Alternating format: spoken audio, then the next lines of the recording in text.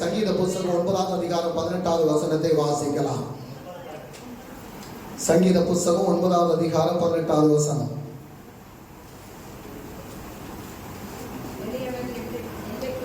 எளியவன் என்றைக்கும் மறக்கப்படுவதில்லை, சிறுமைப்பட்டவர்களுடைய நம்பிக்கை ஒருபோதும் கெட்டு போவதில்லை. ரெண்டு காரியம். ஒன்றாவது காரியம் என்ன? எளியவன் என்றைக்கும் மறக்கப்படுவதில்லை.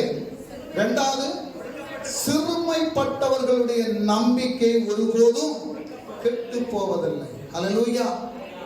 இஸ்ரவேல் ஜனங்கள் பார்வோனுடைய அடிமைத்தனத்தில் இருந்தாங்க. ஸ்தோத்திரம். யோசேப்பு நிமித்தம் அந்த பார்வோனுடைய தேசத்திற்கு இஸ்ரவேல் ஜனங்கள் போனாங்க. அங்க போய் ஏகதேசம் 430 வருடங்கள் அந்த தேசத்துல போய் இவங்க பலுகி பெருகி லட்சக்கணக்கில் ஜனங்கள் ஆனாங்க. ஸ்தோத்திரம். முதல்ல போனது யாரு? ஒரே ஒரு யோசேப்பு. அதுக்கு அடுத்தது யாரு போனா? யோசேப்பினுடைய குடும்பம் போச்சு. அது பலுகி பெருகி 6,30,000 பேர் ஆனாங்க. ஸ்தோத்திரம். இவங்க பார்வோனுடைய தேசத்துல போகும்போது யோசேப்பை அந்த தேசத்திற்கு அதிகாரியா மாற்றிய அந்த பார்வோன், ஸ்தோத்திரம், அவன் மரணப்பட்டு போகிற வரையிலும் இவங்களுடைய வாழ்க்கை எல்லாம் ஆசீர்வாதத்தோட இருந்தது. அவன் மரணப்பட்டு போனதுக்கு அப்புறம் இவங்களை பார்த்து பொறாம கொண்டாங்க. ஸ்தோத்திரம். அல்லேலூயா. அந்த தேசத்தில் இருந்த அதிகாரிகள் பொறாம கொண்டாங்க. அந்த தேசத்தில் இருந்த ஜனங்கள் பொறாம கொண்டாங்க. அப்ப இவங்களை அழிக்கும்படியாக பல திட்டங்களை அவங்க போட்டாங்க. ஸ்தோத்திரம். அவங்களை தரித்திரப்படுத்தி, அவங்களை வேதனைப்படுத்தி, அவங்களை கஷ்டப்படுத்தி, ஸ்தோத்திரம், கஷ்டமான வேலைகளை செய்ய வைத்து அவர்களை மிகவும் வருத்தி கொண்டிருந்தாங்க. அல்லேலூயா. ஆமென். ஸ்தோத்திரம். வேற எந்த வழியும் இல்லை. இவர்களை விடுதலையாக்குவதற்கு எந்த மனுஷனாலே முடியாது. 1-2 பேர் அல்ல, இருக்கக்கூடிய எத்தனை பேர்? 6,30,000 பேர் இருக்கிறாங்க. இவர்களை விடுதலையாக்கி கொண்டு வருவதற்கு ஒரே ஒருத்தரால மட்டும்தான் முடியும். ஸ்தோத்திரம். அவங்க ஆராதித்த தெய்வத்தால் மட்டும்தான் முடியும். அல்லேலூயா. பார்வோனுடைய அடிமைத்தனத்தில் இருக்கக்கூடிய இஸ்ரவேல் ஜனங்களை விடுதலையாக்கி கொண்டு வருவதற்கு அவர்களுடைய கஷ்டத்திலிருந்து, அவர்களுடைய வேதனையிலிருந்து, அவர்களுடைய துக்கத்திலிருந்து, அவர்களுடைய கண்ணிலிருந்து அவர்களை விடுதலையாக்கி கொண்டு வருவதற்கு எந்த மனுஷனாலே முடியாது, எந்த ராஜாவாலே முடியாது. ஆனால் வானத்தையும் பூமியை படைத்த வல்லவராய் இருக்கக்கூடிய தேவனால் மட்டும் கூடும் என்பதை அவர்கள் அறிந்து கொண்டு அந்த தெய்வத்தை நோக்கி முறையிட ஆரம்பித்தார்கள். அல்லேலூயா. அல்லேலூயா. எந்த மனுஷனை நம்பவில்லை, எந்த ராஜாவை நம்பவில்லை. அவங்க தெய்வத்தை நோக்கி முறையிட்டாங்க. அல்லேலூயா. தெய்வத்தை நோக்கி முறையிட்டாங்க. யாத்திராகமம் புத்தகம் அதனுடைய 3வது அதிகாரம் 7-8 வசனத்தை வாசிக்கலாம். யாத்திராகமம் புத்தகம் 3வது அதிகாரம் 7-8 வசனம். அப்பொழுது கர்த்தர் எகிப்தில் இருக்கிற என் ஜனத்தின் உபத்திரவத்தை நான் பார்க்கவே பார்த்து ஆலோட்டிகள் நிமித்தம் அவர்கள் இடுகிற கூக்குரலை கேட்டேன். அவர்கள் படுகிற வேதனைகளை அறிந்திருக்கிறேன். அவர்களை எகிப்தியரின் கைக்கு விடுதலையாக்கவும் அவர்களை அந்த தேசத்திலிருந்து நீக்கி கானானியரும், ஏத்தியரும், எமோரியரும், பெரிசியரும், ஏவியரும், எபூசியரும் இருக்கிற இடமாகிய பாலும் தேனும் ஓடுகிற நல்லவும் விசாலமான தேசத்தில் கொண்டு போய் சேர்க்கவும் இறங்கினேன். ஹல்லேலூயா. ஸ்தோத்திரம். என்ன சொல்றாரு கர்த்தர்? அவங்களுடைய கண்ணீரை கண்டிருக்கிறார், அவங்களுடைய கூக்குரலை கேட்டிருக்கிறார். அங்க ஏகப்பட்ட ஜனங்கள் இருக்கிறாங்க, எண்ணி முடியாத ஜனங்கள், கர்த்தருடைய ஜனங்கள் இருக்கிறாங்க. அவன் ஸ்தோத்திரம். அவங்க கண்ணீரோட இருக்கிறாங்க, துக்கத்தோட இருக்கிறாங்க. இவங்களை விடுதலையாக்குவதற்காக அவர்களுடைய கண்ணீரின் கூக்குரலை கேட்டு அவன் ஸ்தோத்திரம் கர்த்தர் ஒரு மனுஷனை அனுப்பினார். அதுதான் மோசே. ஹல்லேலூயா. மோசே என்று சொல்லக்கூடிய ஒரு தெய்வ புருஷனை அவன் ஸ்தோத்திரம் பார்வோனுக்கு எதிராக எழும்பி நிற்கும்படியாக கர்த்தர் கிருபை செய்தார். எந்த பார்வோனை கண்டு பயந்து ஓடினானோ அதே பார்வோனுக்கு முன்பாக இந்த மோசேயை மறுபடியும் கர்த்தர் கொண்டு நிறுத்தி அவன் ஸ்தோத்திரம் அத்தனை ஜனங்களையும் விடுதலையாக்கி கொண்டு வருவதற்கு, அது மட்டுமல்ல, அவர்கள் அனுபவித்த வேதனையான அனுபவத்திலிருந்து, அவர்களுடைய துக்கத்திலிருந்து, அவர்களுடைய கண்ணீரிலிருந்து அவர்களை விடுதலையாக்கி, அவர்களுடைய தரித்திரத்திலிருந்து அவர்களை விடுதலையாக்கி பாலும் தேனும் ஓடுகிற கானான் தேசத்துக்குள்ளாக உங்களை கொண்டு செல்வேன் என்று சொல்லி வாக்குத்தத்தம் கொடுத்து அழைத்து வரக்கூடிய ஒரு தெய்வம். அல்லேலூயா. அவர் எளியவனை ஒரு நாள் மறக்காதபடி ஆமென். ஸ்தோத்திரம். நீ தெய்வ சமூகத்திலே கண்ணீர் வடித்தாய் என்றால், நீ தெய்வ சமூகத்திலே கண்ணீர் வடித்தால் அவனுடைய கண்ணீருக்கு பதிலை தரக்கூடிய தெய்வம் தான் நீயும் நானும் ஆராதிக்கக்கூடிய தெய்வம் என்பதை ஆமென். ஸ்தோத்திரம். நீ இன்று புரிந்து கொள்ள வேண்டும். அவர் நம்முடைய கண்ணீரை பார்த்து சும்மா இருக்கக்கூடிய தேவன் அல்ல. நம்முடைய வேதனையை பார்த்து சும்மா இருக்கக்கூடிய தேவன் அல்ல. நம்முடைய துக்கத்தை பார்த்து சும்மா இருக்கக்கூடிய தேவன் அல்ல. அவர் மண்ணும் அல்ல, மரமும் அல்ல, கல்லும் அல்ல. அவர் ஜீவனுள்ள தேவன். ஹல்லேலூயா, ஹல்லேலூயா. நீ கூப்பிடக்கூடிய அவனுடைய குரலுக்கு செவி கொடுக்கக்கூடிய ஒரு தெய்வம் தான் நானும் நீயும் ஆராதிக்கக்கூடிய இயேசு. உன்னுடைய தரித்திரங்களை அறிந்திருக்கக்கூடிய தேவன், உன்னுடைய வேதனைகளை அறிந்திருக்கக்கூடிய தேவன், உன்னுடைய கட்டுகளில் உன்னை விடுதலையாக்கக்கூடிய தேவன், உன்னுடைய வியாதிகளில் உன்னை விடுதலையாக்கக்கூடிய தேவன், உன்னுடைய கஷ்டங்களில் உன்னை விடுதலையாக்கக்கூடிய தேவன், உனக்கு எதிராக எழும்பக்கூடிய சத்துருடைய கரத்திலிருந்து உன்னை விடுதலையாக்கக்கூடிய தேவன். ஹல்லேலூயா. அது தெய்வ சமூகத்தில் நம்ம வந்திருக்கிறோம் என்பதை நாம் உணர்ந்து கொள்ள வேண்டும். அவன் எனக்கு அருமையான தெய்வச்சனமே, வருடங்களாக கஷ்டங்கள் அனுபவித்தவர்கள் தான், 1-2 வருடங்கள் அல்ல, நீண்ட வருடம். ஹல்லேலூயா, ஸ்தோத்திரம். 430 வருடம் கஷ்டங்கள் அனுபவித்த அந்த பார்வோனுடைய கையிலிருந்து இஸ்ரவேல் ஜனங்களை விடுதலையாக்குவதற்கு கர்த்தர் ஒரு மோசையை அனுப்பினார் என்றால், நீ 1 வருடமோ 2 வருடமோ 5 வருடமோ 10 வருடமோ நீ கஷ்டங்கள் அனுபவித்துக் கொண்டிருந்தால் உன்னை விடுதலையாக்குவதற்கு தெய்வ தூதர் ஒருவரை உனக்கு முன்பாக கர்த்தர் அனுப்புவார். ஹல்லேலூயா, ஆமென். ஸ்தோத்திரம். ஒரு நாளும் கைவிடக்கூடிய தேவன் அல்ல. எளியவன் ஒரு நாள் மறக்கப்படுவதில்லை என்று வேதம் சொல்கிறது என்றால், ஆமென். ஸ்தோத்திரம். தெய்வ சமூகத்திலே எளிமையா இருக்கக்கூடிய ஒவ்வொரு பிள்ளைகளையும் கர்த்தர் கரம் பிடித்து தூக்கி உயர்த்துவார்.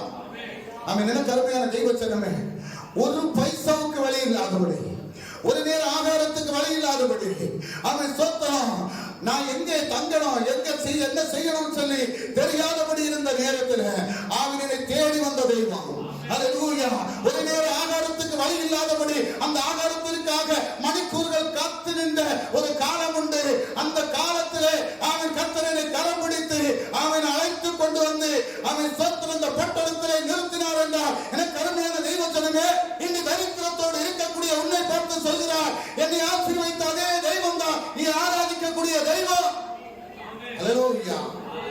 நீ தரித்திரத்தை மாற்றக்கூடிய தெய்வம், உன்னுடைய தரித்திரத்தை மாற்றக்கூடிய தெய்வம், உன்னுடைய பலவீனங்களை மாற்றக்கூடிய தெய்வம், அவனுடைய வாழ்க்கையில் ஆசீர்வாதங்களை தரக்கூடிய தெய்வம். அவரை முழுமையாக நீ நம்பினார். ஸ்தோத்திரம். ஹல்லேலூயா. வசனம் சொல்லுது, சிறுமைப்பட்டவர்களுடைய நம்பிக்கை ஒருபோதும் என்ன செய்யாதா, ஒருபோதும் கெட்டு போவதில்லை. ஹல்லேலூயா, ஹல்லேலூயா. எத்தனையோ நாட்கள் கண்ணீரோடு கவலையோடு நீங்க இருந்திருக்கலாம். ஆனால் அந்த கண்ணீரோடு கவலையோடு கர்த்தர் என்ன செய்ய மாட்டார், உங்களை வைக்கிறதுக்காக அழைத்தது. ஸ்தோத்திரம். நீ சந்தோஷம் அடையும்படியாக, தேவனுடைய சமூகத்தில் நீ சந்தோஷம் அடையும்படியாக, கர்த்தருடைய சன்னதியிலே வந்த நீ அவன் ஸ்தோத்திரம் தரித்திரப்படுவதற்காக அல்ல, கரம் பிடித்து தூக்கின தேவன் அவன் பகுதியை விடக்கூடிய தெய்வம் அல்ல. உடைய வாழ்க்கையை ஆசீர்வதித்து அழகு பார்க்கக்கூடிய ஒரு தெய்வம் தான் நாம் ஆராதிக்கக்கூடிய தெய்வம். ஹல்லேலூயா. உன்னுடைய வாழ்க்கையை ஆசீர்வதித்து எந்த இடத்திலே தலை குனிந்தாயோ, எந்த இடத்திலே வெட்கப்பட்டாயோ, எந்த இடத்திலே நாணம் அடைந்து நின்றாயோ, அதே இடத்தினுடைய தலையை உயர்த்தக்கூடிய தெய்வம் தான் நாம் ஆராதிக்கக்கூடிய தெய்வம். சில நேரத்தினுடைய சொந்த பந்தங்கள் உனக்கு எதிராக எழும்பலாம், உன்னுடைய சகோதரர்கள் உனக்கு எதிராக எழும்பலாம், உன்னுடைய தாய் தகப்பன் உனக்கு எதிராக எழும்பலாம், உன்னுடைய சகோதரர்கள் உன்னுடைய சகோதரிகள் நீ உன்னோட சாப்பிட்ட கூட இருந்தவர்கள் உனக்கு எதிராக எழும்பலாம். ஸ்தோத்திரம். உனக்கு எதிராக யார் எழும்பினாலும் சரி, அவர்களுடைய முன்னிலையிலே உன்னை ஆசீர்வதித்து உயர்த்தக்கூடிய தெய்வம் தான் நாம் ஆராதிக்கக்கூடிய தெய்வம். ஹல்லேலூயா. தாவீது, அதான் நான் சொன்னேன், நான் எடுத்த மெசேஜ் இங்க உங்களுக்கு நேரமே வந்துட்டு அப்படின்னு சொல்லி. ஹல்லேலூயா. அவன் எளியவனாய் இருந்தான், அவன் மறக்கப்பட்டவனாய் இருந்தான். யாரால மறக்கப்பட்டவனாக இருந்தான்? ஸ்தோத்திரம். தன்னுடைய தகப்பனாரால் மறக்கப்பட்டிருந்தான். ஏன்? அவனுக்கு என்ன இல்ல? திறமை இல்ல. அவனுக்கு என்ன இல்ல? படிப்பு இல்ல. அவனுக்கு என்ன இல்ல? ஞானம் இல்ல. ஸ்தோத்திரம். ஹல்லேலூயா. எல்லாம் அவனுடைய தகப்பன் பார்த்தது, அவனுடைய சகோதரர்கள் பார்த்தது எதை பார்த்தாங்க அப்படின்னு சொன்னா, அவனுக்கு ஞானம் இல்லை என்று பார்த்தாங்க, அவனுக்கு படிப்பு இல்லை என்று பார்த்தாங்க, அவனுக்கு அந்தஸ்து இல்லை என்று பார்த்தாங்க. ஸ்தோத்திரம். அவனை புறம்பே தள்ளினாங்க, அவனை நினைத்து கூட பார்க்கல. ஸ்தோத்திரம். அப்படிப்பட்ட எப்படிப்பட்ட சூழ்நிலையில இருந்த காட்டிலே போய் ஆடுகளுக்கு பின்பாக போய் கொண்டிருந்த அந்த தாவீதை ஆமென் கர்த்தர் தெரிந்து கொண்டார் என்றால், எனக்கு அருமையான தெய்வ பிள்ளைகளே, உன்னையும் என்னையும் தெரிந்து கொண்ட தெய்வம் அவர் வல்லமையுள்ள தேவன். உன்னுடைய படிப்பை பார்த்தோ, உன்னுடைய பணத்தை பார்த்தோ, உன்னுடைய அந்தஸ்தை பார்த்தோ பார்க்கக்கூடிய தெய்வம் அல்ல. அல்லேலூயா. ஒன்றுக்கு உதவாதபடி இருந்த, எல்லோராலும் புறக்கணிக்கப்பட்ட, எல்லோராலும் ஒதுக்கப்பட்ட, இவன் ஒன்றுக்குமே உதவாதவன் என்று சொல்லி அவன் ஆடுகளுக்கு இடையில கிடக்கக்கூடியவன் என்று சொல்லி அவனை புறந்தள்ளின அதே தாவீதை கொண்டு வந்து அவன் சோத்திரம் அவனை அபிஷேகம் பண்ணின அதே கர்த்தருடைய கரம் இன்று உன்னை அபிஷேகம் செய்யும் போது உன்னுடைய உனக்குள்ள இருக்கக்கூடிய அந்த வல்லமை புறப்பட்டு வரும். ஹல்லேலூயா, ஹல்லேலூயா. ஆமென். ஸ்தோத்திரம். சாமுவேல் கையில கொம்பை எடுத்துட்டு போகும்போது ஹல்லேலூயா பயத்தோட தான் போனார். ஏன் பயத்தோட போனார்? சவுல் எப்படிப்பட்டவன் தெரியும். ஸ்தோத்திரம். அவர் தெரிஞ்சார் அப்படின்னு சொன்னா கொண்டே போடுவார். ஆனா கர்த்தர் சொன்னார் ஹல்லேலூயா. ஏன்னா கர்த்தருக்கு பிரியமானவனே, ஆமென். ஸ்தோத்திரம். கர்த்தருக்கு பிரியமானவனே, இந்த ஜனம் எல்லாரும் வெறுக்கக்கூடிய ஒருத்தன் அந்த தேசத்தினுடைய ராஜாவா அதிகாரியா நான் மாற்ற போறேன் அப்படி சொன்னார். ஹல்லேலூயா. அவனை அபிஷேகம் பண்ண போறதுக்கு நீ போ, உன்னோடு கூட நான் வருகிறேன். ஸ்தோத்திரம். ஈசாயினுடைய பவனத்துல போகும்போது எல்லாம் திடகாத்திரமானவங்களா இருக்கிறாங்க. ஹல்லேலூயா. சாமுவேல் நினைக்கிறார், இவ்வளவு திடகாத்திரமானவங்களா இருக்கிறாங்க, இவங்களை தான் ஆண்டவர் சொல்லிவிட்டாரோ அபிஷேகம் பண்றதுக்கு அப்படின்னு சொல்லி. ஆனா எல்லாத்தையும் நோ சொன்னவரு கடைசி ஒருத்தரை கொண்டு வந்தாங்க. ஸ்தோத்திரம். ஹல்லேலூயா. எனக்கு அருமையான தெய்வ ஜனமே, எத்தனையோ பேர் இந்த பட்டணத்துல படித்தவங்க, பதவி உள்ளவங்க, பணம் உள்ளவங்க இருந்ததுக்கு அப்புறம் அவங்களெல்லாம் தெரிந்து கொள்ளல. ஒரு சபையை நடத்துவதற்காக, கொஞ்சம் ஆத்துமாக்கள் உனக்கு தந்தையை நடத்துவதற்கு நான் உன்னை தெரிந்து கொண்டேன் என்று சொல்லி 5 பைசா கூட கையில இல்லாதபடி வந்த என்னை கர்த்தர் தெரிந்து கொண்டார் என்றால், உன்னையும் அதே போல கர்த்தர் தெரிந்து கொண்டதுனால்தான் நீ தேவனுடைய சமூகத்தில் வந்து இருக்கிறாய் என்பதை நீ மறந்து போக கூடாது. ஹல்லேலூயா. பணத்தை பார்த்து வரக்கூடிய தேவன் அல்ல, பதவியை பார்த்து வரக்கூடிய தேவன் அல்ல, குல பெருமையை பார்த்து வரக்கூடிய தேவன் அல்ல, உன்னுடைய இருதயத்தை பார்த்து வரக்கூடிய தேவன். ஹல்லேலூயா. உன்னுடைய இருதயம் கர்த்தருக்காக வாஞ்சிக்கிறதா? உன்னுடைய இருதயம் கர்த்தரை நோக்கி கதறிக் கொண்டிருக்கிறதா? உன்னுடைய இருதயத்தில் கர்த்தரைக்காக செய்ய வேண்டும் என்ற எண்ணம் இருக்கிறதா? ஆமென். ஸ்தோத்திரம். அவனை தான் கர்த்தர் பார்க்கிறார், அவனுடைய இருதயத்தை தான் கர்த்தர் பார்க்கிறார். அதனால தான் தாவீதை சொன்னார், என்னுடைய இருதயத்திற்கு ஏற்றவன் என்று. ஹல்லேலூயா. சவுலை சொல்லல. ஸ்தோத்திரம். சவுலை முதல் ராஜாவா மாற்றினாரு. ஆனா சவுலை சொல்லல, என்னுடைய இருதயத்திற்கு ஏற்றவன் என்று சொன்னது யார் அப்படி சொன்னா? தாவீது தான் சொன்னார். ஹல்லேலூயா. எனக்கு அருமையான தெய்வ ஜனமே, உன்னையும் என்னையும் கர்த்தருடைய இருதயத்திற்கு ஏற்றவர்களாக கண்டிருப்பதனால்தான் நாம் தேவனுடைய சமூகத்தில் வந்திருக்கிறோம். ஹல்லேலூயா, ஹல்லேலூயா. ஆமென். ஸ்தோத்திரம். பணமும் பெருமை இதெல்லாம் அந்த பூமியோட அழிந்து போவது. ஏன் தாவீது கடைசி வரைக்கும் நின்னான்? போராட்டங்கள் வந்தபோது, பிரச்சனைகள் வந்தபோது, வேதனைகள் வரும்போது, சொந்த மகன் மரண தகப்பனாரை கொல்வதற்காக அவன் அலைந்து திரியும் போது, ஸ்தோத்திரம், கர்த்தர் அவனை வேலி அடைத்து பாதுகாத்துக் கொண்டார். ஹல்லேலூயா. சவுல் ஒரு கூட்டம் ஜனத்தோடு தாவீதை தேடி வரும்போது சவுலை தாவீதுடைய கரத்திலே கர்த்தர் ஒப்புக் கொடுத்தார். ஹல்லேலூயா. தாவீதுடைய கரத்திலே ஒப்புக் கொடுத்த சவுலை, ஆமென். ஸ்தோத்திரம். தாவீது கை வைக்கலையே. கர்த்தரால் அபிஷேகம் பண்ணப்பட்ட மனுஷனுக்கு விரோதமாக நாம் செயல்படுவது சரியல்ல என்று சொன்னார். ஸ்தோத்திரம். அவருடைய வஸ்திரத்தினுடைய தொங்கலை மட்டும் அறுத்தெடுத்துட்டு போனார். கர்த்தரால் அபிஷேகம் பண்ணப்பட்ட மனுஷனுக்கு எதிராக நாம் செயல்படுவது சரியில்லை என்று சொல்லி தேவனுடைய சமூகத்தில் அவர் சொன்னது போல, எனக்கு அருமையான தெய்வ பிள்ளைகளே, இன்றைக்கும் ஆமென் தாவீதை குறித்து நாம் பார்த்துக் கொண்டு இருக்கிறோம் என்றால், தாவீதை போல ஆமென் ஒரு நல்ல ராஜா, ஆமென். ஸ்தோத்திரம். இந்த பூமியில யாரும் இல்லை, கர்த்தரால் உருவாக்கப்பட்ட ஒரு ராஜா. ஸ்தோத்திரம். ஆமென். நிறைய ராஜாக்கள் வந்திருக்கிறாங்க, நிறைய அதிகாரிகள் வந்திருக்கிறாங்க. ஸ்தோத்திரம். ஆமென். ஸ்தோத்திரம். அப்பா, அவரை போல தாவீதை மட்டும்தான் கர்த்தர் சொன்னார், என்னுடைய இருதயத்திற்கு ஏற்றவன் என்று. மோசேயை உண்மை உள்ளவன் என்று கண்டார். அவன் கர்த்தருக்கு உண்மை உள்ளவனாக இருந்தான். ஆனால் தாவீதோ இருதயத்திற்கு ஏற்றவனாக இருந்தான்.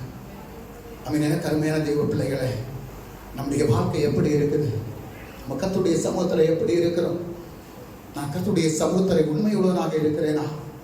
கர்த்தர் என்னை அவருடைய இருதயத்திற்கு ஏற்றவனாக என்னை கண்டிருக்கிறாரா? நாம் ஒரு நிமிடம் நாம் சோதித்து பார்த்தோம் என்றால் நம்முடைய வாழ்க்கையை குறித்து தெரியும். ஹல்லேலூயா, ஹல்லேலூயா. மோசேயே ஆண்டவர் அவனுடைய வீட்டில் எங்கும் உண்மையுள்ளவன் என்று சொல்வதற்கு காரணம் என்னவென்றால், மோசே கர்த்தரை அவ்வளவு நேசித்தார். கர்த்தருடைய வார்த்தையை தவறாதபடி செய்தார். ஹல்லேலூயா, ஆமென். அதனால தான் ஒரு கூட்டம் ஜனத்தை நடத்தி வருவதற்கு மோசேயை தெரிந்து கொண்டார். ஹல்லேலூயா. தாவீதோடு நீ சொன்னார், ஒன்னு இந்த ராஜ்யத்திற்கு ராஜாவா மாற்றுவேன். 1-2 ராஜ்யத்திற்கு இல்லை, சோத்திரம், மொத்த ராஜ்யத்திற்கு ஒரு ராஜாவா மாற்றினார். ஏன் மாட்டார் அப்படின்னு சொன்னா, அவனுடைய இருதயத்தில் எண்ணங்களை கர்த்தர் அறிந்தார். ஹல்லேலூயா.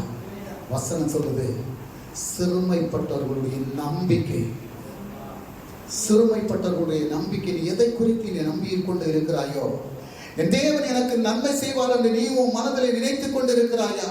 உன்னுடைய வாழ்க்கையில் ஒரு நன்மை வேண்டும் என்று நீ விரும்புகிறாயா? அந்த நன்மையை செய்யக்கூடிய தேவன் நம்முடைய மத்தியில் இருக்கிறார். ஹல்லேலூயா. அந்த நன்மையை நமக்கு தருவதற்காகத்தான் அவர் நம்மை அழைத்து வந்திருக்கிறார் என்பதை நீ அறிந்து கொள்ள வேண்டும். ஹல்லேலூயா. ஒரு முறை தாவீதை குறித்து ஒரு மனுஷன் தவறாக சொன்னான் பாருங்க. சோத்திரம். நாபால் என்று சொல்லக்கூடிய ஒரு மனுஷன் பயங்கர செல்வந்தன், பயங்கர செல்வந்தான். அவன் தாவீதை குறித்து தாவீதினுடைய ஆட்கள் போய் சொன்ன உடனே, தாவீது யாரு? நீங்க அந்த வசனத்தை வாசிங்க. 1 சாமுவேல் 25வது அதிகாரம் நம்முடைய 10வது வசனத்தை வாசிங்க.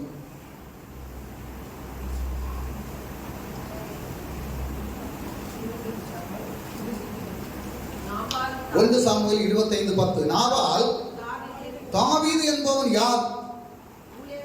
ஈசாயின் குமாரன் யார் என்று என்ன சொன்னா? ஏளனமாக பேசினான். ஹல்லேலூயா. ஏளனமாக பேசினான்.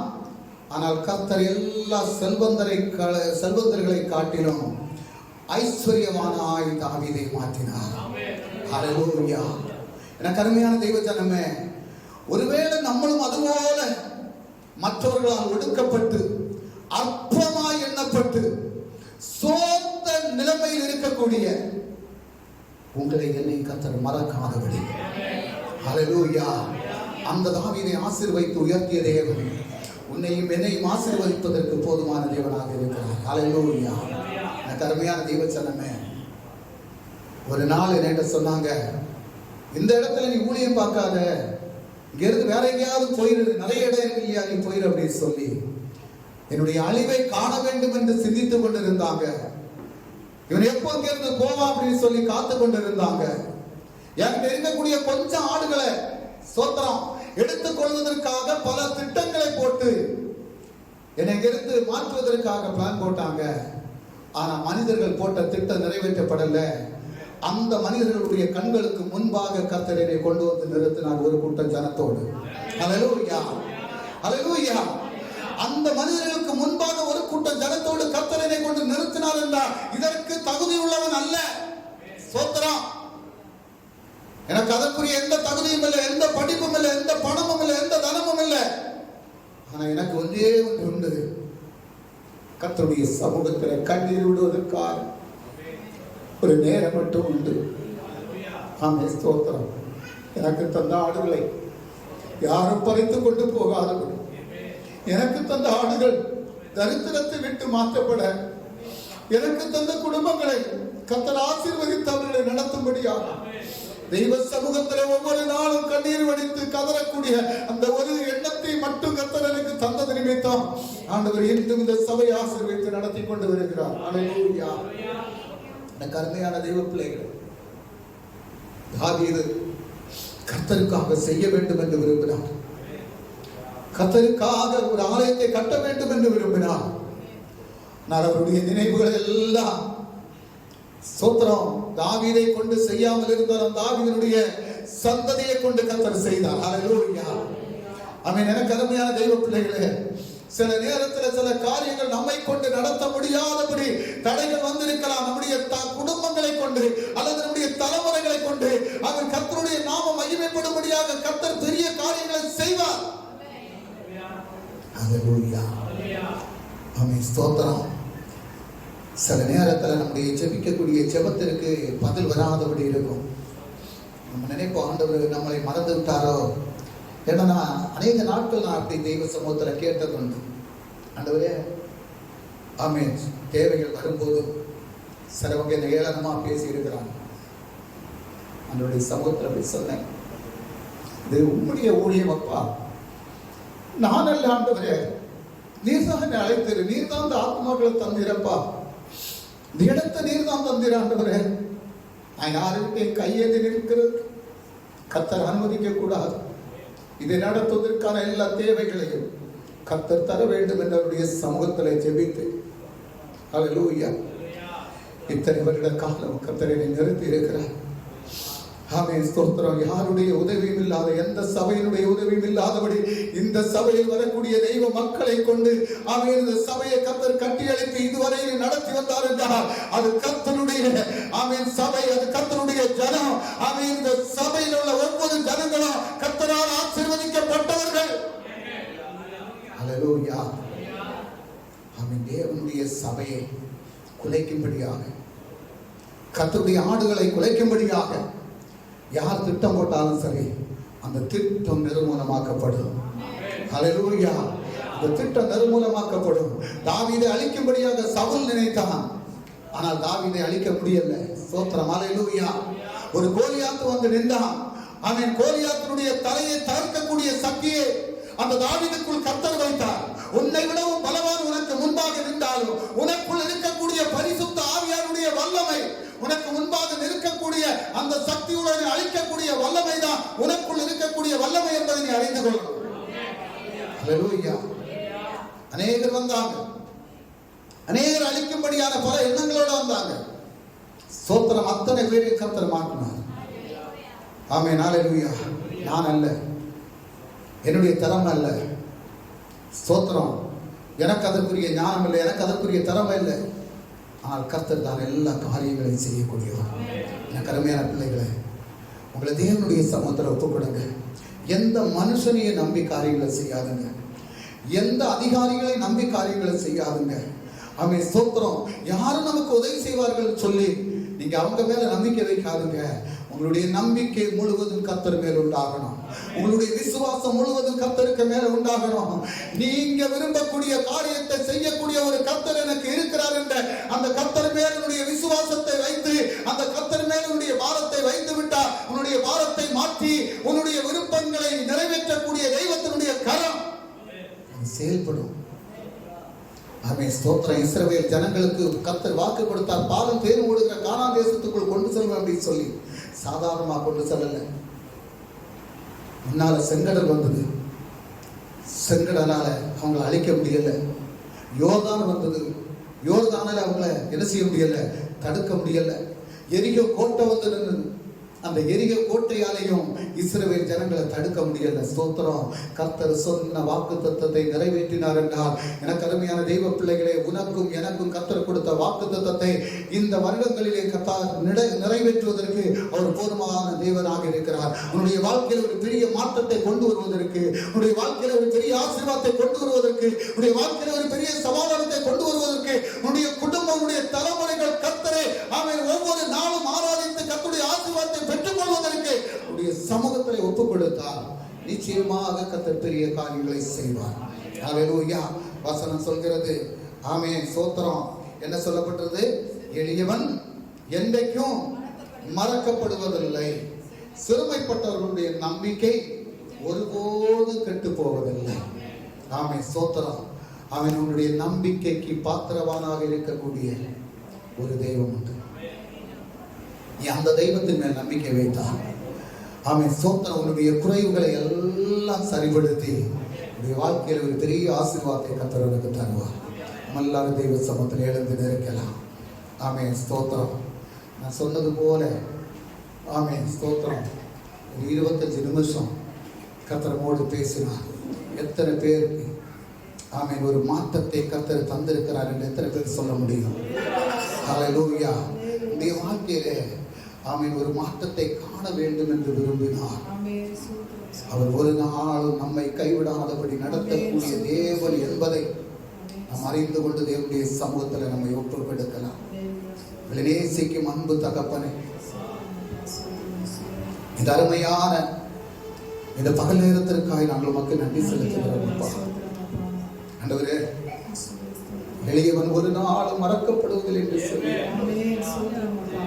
நாங்களுடைய சமூகத்தில் உண்மை நோக்கி பார்க்கிறோம். அப்பா, இன்றைக்கு தகப்பனே இந்த இடத்துல வந்திருக்கக்கூடிய ஒவ்வொரு பிள்ளைகளுடைய வாழ்க்கையில் ஒவ்வொரு பிரச்சனைகள் உண்டாண்டவரே, அந்த பிரச்சனைகளுக்கெல்லாம் முடிவை கொடுக்கக்கூடிய ஒரே ஒரு தேவன் இது மட்டும் என்பதை நாங்கள் அறிந்து கொண்டு உம்மை நோக்கி மட்டும் பார்க்கிறோம். அப்பா, உடைய முகத்தை பார்த்தவர்கள் இதுவரையில் வெட்கப்பட்டு போனதில்லை என்று சொன்னது போல உடைய பிள்ளைகள் உடைய முகத்தை நோக்கி பார்க்கும் போது ஒவ்வொரு பிரகாசம் அடையும்படியாக, ஒவ்வொரு குடும்பத்திலும் தேவனுடைய கரம் செயல்படும்படியாக, ஒவ்வொரு பிள்ளைகளுடைய வாழ்க்கையிலும் கர்த்தர் அற்புதம் செய்யும்படியாக, ஒவ்வொரு பிள்ளைகளுடைய வாழ்க்கையிலும் இருக்கக்கூடிய போராட்டங்கள் பிரச்சனைகள் மாற்றப்படும்படியாக, தெய்வீக வல்லமையால் ஒவ்வொரு பிள்ளைகளை நிரப்பும்படியாக, உம்மை தேடி வந்த பிள்ளைகள் ஒரு நாள் வெட்கப்பட்டு போகாதபடி நடத்தக்கூடிய தெய்வத்தினுடைய கரம் உடைய பிள்ளைகளுக்கு விரோதமாக சத்துருவால் கொடி ஏற்றும் போது ஆமை சத்துருடைய தலையை தாழ்த்தக்கூடிய தெய்வத்தினுடைய கரம் இது ஒவ்வொரு பிள்ளைகளுக்காகவும் செயல்படும்படி நாங்கள் ஜெபிக்கிறோம். அப்பா, கேட்ட ஒவ்வொரு வார்த்தைகள் நீ பிள்ளைகளுடைய வாழ்க்கையில தகப்பனை நிறைவேற்றப்படட்டும். அப்பா, நிறைவேற்றப்படட்டும் ஆண்டவரே. ஆமென். பார்வோனுடைய அடிமைத்தனத்தில் இருந்த ஜனங்கள் கர்த்தரை நோக்கி அழைத்தார்கள். அப்பா, அவர்களுடைய அழைப்பை ஏற்றுக்கொண்டு அவர்களை விடுதலையாக்கும்படியாக மோசேயை அனுப்பினீரே ஆண்டவரே. அதே போல தகப்பனுடைய பிள்ளைகளுடைய வாழ்க்கையில் இருக்கக்கூடிய போராட்டங்கள் மாற்றப்படுவதற்கு தெய்வ தூதனை ஒவ்வொரு பவனத்திலும் நீர் அனுப்பும்படி நாங்கள் ஜெபிக்கிறோம். ஒவ்வொரு பிள்ளைகளுடைய வாழ்க்கையும் ஆசீர்வதிக்கப்படட்டும். தெய்வ சமாதானத்தினால் நிரப்பப்படட்டும். தேவைகள் சந்திக்கப்படட்டும். ஆண்டவரே, குறைவுகள் சரியாக்கப்படட்டும். அப்பா, ஆண்டவரே, பிள்ளைகள் சந்தோஷத்தோடு மடங்கி செல்ல கர்த்தர் கிருபை செய்யும். ஒவ்வொருடைய மடக்க யாத்திரையிலும் கர்த்தர் கூட இருக்கும்படியாக, வாகனங்களில் யாத்திரை செய்து போகக்கூடிய ஒவ்வொரு பிள்ளைகளையும் கர்த்தர் பாதுகாத்து பவனத்திலே கொண்டு சேர்க்கும்படியாக உடைய கரத்திலே தாழ்த்தி ஒப்புக் கொடுக்கிறோம். ஆமென். தகப்பனே, எங்கள் ஜெபத்தை கேட்டு கர்த்தர் ஆசீர்வதித்து நடத்தக்கூடிய கிருபைக்காக மக்கள் நன்றி. இயேசு கிறிஸ்து வல்லமையுள்ள நாமத்தில் ஜெபிக்கிறோம் ஜீவனுள்ள நல்ல பிதாவே. ஆமென். என் ஆத்துமாவே கர்த்தரை ஸ்தோத்திரி, முழுவதுமே பரிசுத்த நாமத்தை ஸ்தோத்திரி. ஆத்துமாவே கர்த்தரை ஸ்தோத்திரி, கர்த்தர் செய்த சகல உபகாரங்களை. ஆமென். நாம் ஆசீர்வாதத்திற்காய் தரைகளை வணக்கலாம். கர்த்தராகிய இயேசு கிறிஸ்து அன்பும் பிதாவின் கருணையும் பரிசுத்த ஆவியானுடைய சமாதானமும் சந்தோஷமும் கூட்டாய்மை ஒவ்வொருவரின் மேலும் கர்த்தருடைய இரண்டாம் வருகை வரை இருக்குமாறாகட்டும். ஆமென். சேர்ந்த கர்த்தருக்கு அல்லேலூயா, அல்லேலூயா, அல்லேலூயா. ஆமென். கர்த்தாவே, வேக